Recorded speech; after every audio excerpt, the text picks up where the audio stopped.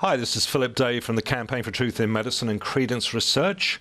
Your news, my views. We've been going through the newspapers again, and one of the major stories that has come out in the last 3 or 4 years is the rapid acceleration of dementia in our society, Alzheimer's dementia especially, EMI care. The cost of this globally is shortly to be a strategic threat to the Western nations.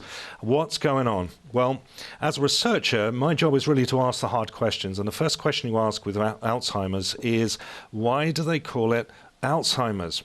Why don't they call it Shakespeare's disease?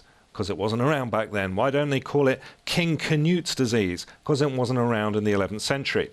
So Alzheimer's was named after some obscure Austrian neuropsychologist, Dr. Alois Alzheimer, in 1906, and that should give you a big clue as to what started causing the acceleration of this devastating illness.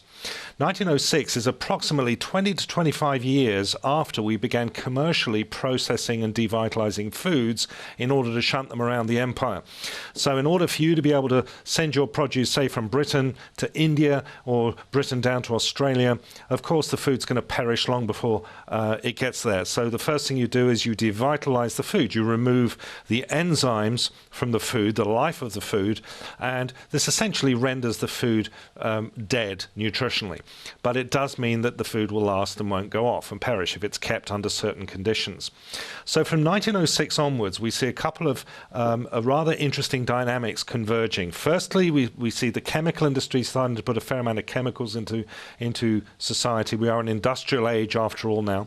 The second thing is we see this massive devitalization of food going on, so people are now having access to processed foods.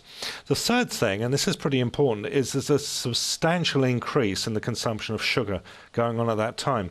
And one of the processes that is linked to Alzheimer's is the process of glycation, which is where excess consumption of sugar begins corrupting proteins.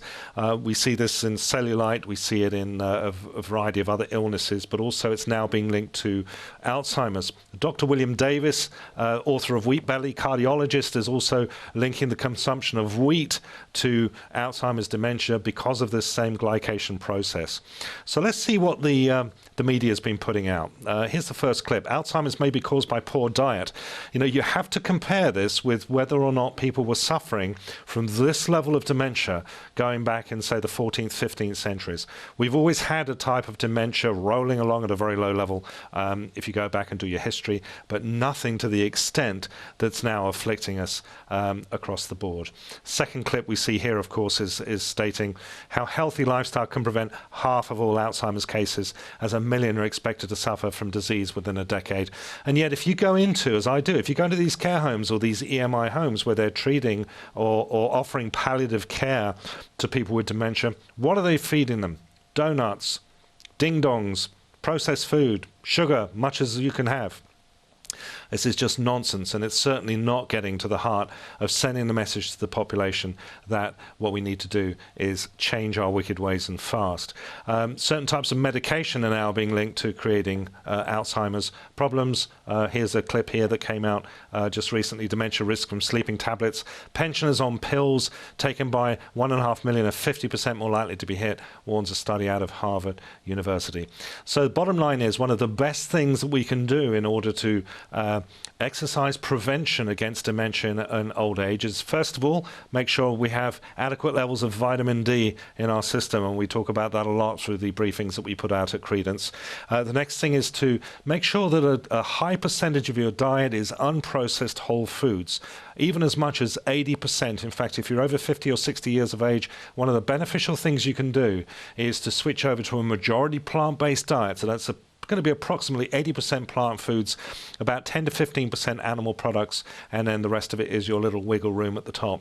Drinking plenty of water and making sure that you're getting regular exercise. One of the most important things that's always given the intellectual nod to, but then we never do it, is going to be exercise.